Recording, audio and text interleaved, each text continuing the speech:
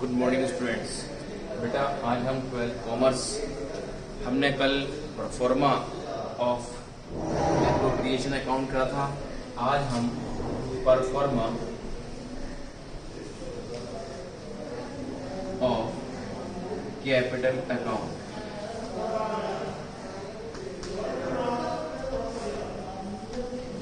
आज हम capital account का परफॉर्मा बनाएंगे, जिसे हम पार्टनर कैपिटल अकाउंट भी कहते हैं। देखिए, इसके अकॉर्डिंग ये कहा जाता है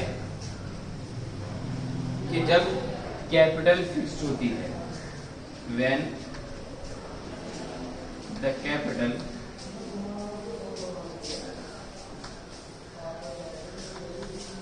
बी फ्लक्चुएट।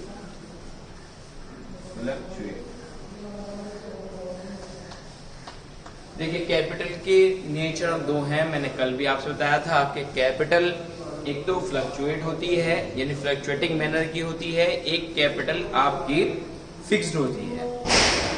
तो जब कैपिटल क्वेश्चन के अंदर पार्टनर कैपिटल्स जो हैं वो अगर फ्लक्चुएटिंग है तो आप profit and loss appropriation account वो हमने कल सीखा था। आज हम उसके बाद pro forma of partner capital account कह दीजिए या परफॉर्मा ऑफ कैपिटल अकाउंट कह दीजिए, उसको हम आज सीखेंगे।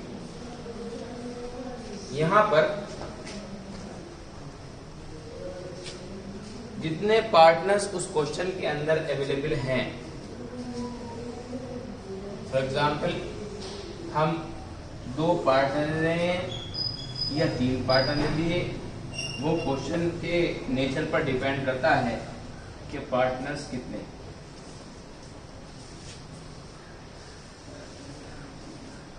तो यहां पर हमने 2 पार्टनर को आइडेंटिफाई किया है,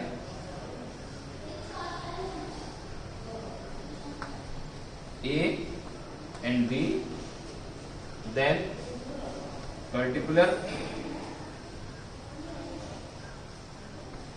ए एंड बी।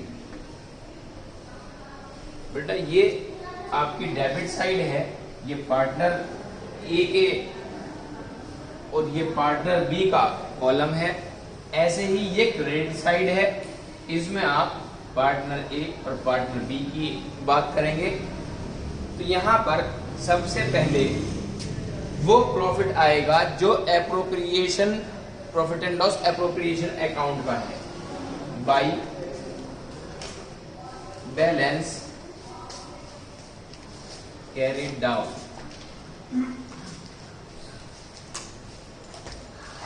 तो यहां पर हमने वो बैलेंस हम बोर्ड डाउन करेंगे जो हमारा प्रॉफिट होगा। Profit transfer from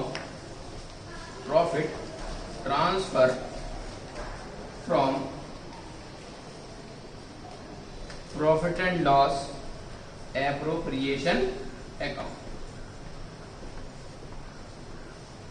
profit and loss appropriation account के अंदर हमने टोटल प्रॉफिट को उसके पार्टनर कैपिटल की रेशियो में भी डिवाइड कर सकते हैं क्वेश्चन के नेचर के बेस पर, और हम उसको इक्वली डिवाइड भी कर सकते हैं अगर पार्टनरशिप डीड के अंदर उनकी प्रॉफिटिंग शेयरिंग रेशियो डिसाइड नहीं हुई।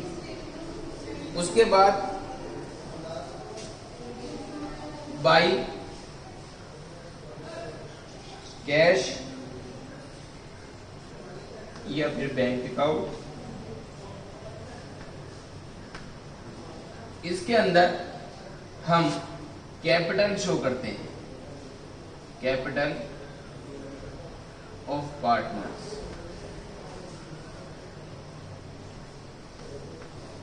जो कैपिटल क्वेश्चन में पार्टनर्स की दे रखी है, ए की अलग बी की अलग, उनको हम यहां पर बाय कैश या बाय बैंक के अकॉर्डिंग शो कर देते हैं। उसके बाद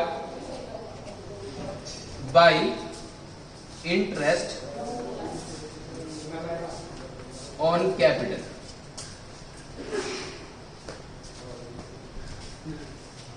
क्वेश्चन के अंदर जो आपके पार्टनर्स की कैपिटल है उस कैपिटल के बेस पर आप क्या लगाते हैं, इंटरेस्ट चार्ज करते हैं, जो क्वेश्चन के अंदर दिया हुआ है।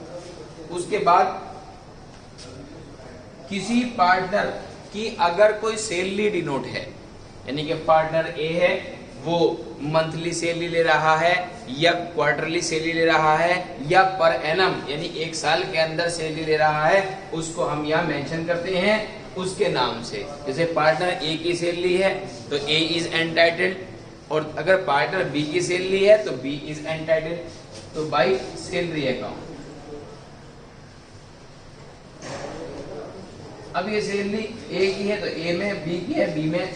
कभी कभी क्वेश्चन में क्या होता है कि किसी एक पार्टनर की दे देता है और दूसरे पार्टनर की सैलरी को छोड़ देता है, तो आप एक ही पार्टनर की कॉलम के अंदर उस सैलरी को मेंशन करेंगे। लेकिन अगर दोनों ही पार्टनर के सैलरी डिनोट की गई है तो आप दोनों कॉलम के अंदर उसको मेंशन करेंगे। उसके बाद पार्टनर का कोई कमीशन अगर है, किसी एक पार्टनर का भी हो सकता है, किसी दूसरे पार्टनर का भी हो सकता है, और ऐसा भी हो सकता है कि दोनों पार्टनर कमीशन ले रहे हो, बाय कमीशन अकाउंट।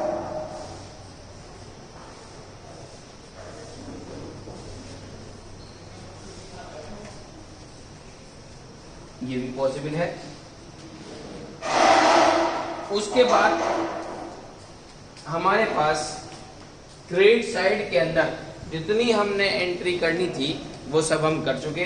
अब बात करते हैं डेबिट साइड की। डेबिट साइड के अंदर आप यहाँ पर जैसे इंटरेस्ट ऑन कैपिटल है, ऐसे ही आप इंटरेस्ट ऑन ड्राइंग लिख सकते हैं। जैसे यहाँ पर कैपिटल ऑफ पार्टनर है, यहाँ पर आप ड्राइंग्स टू द पार्टनर लिख सकते हैं, यानी ये two drawings account, two drawings account. ये पार्टनर का ड्राइंग है, पार्टनर्स ड्राइंग।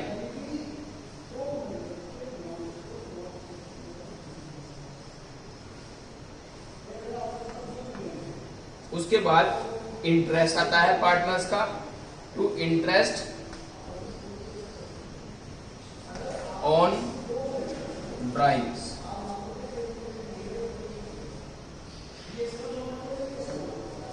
ये आ गया आपका।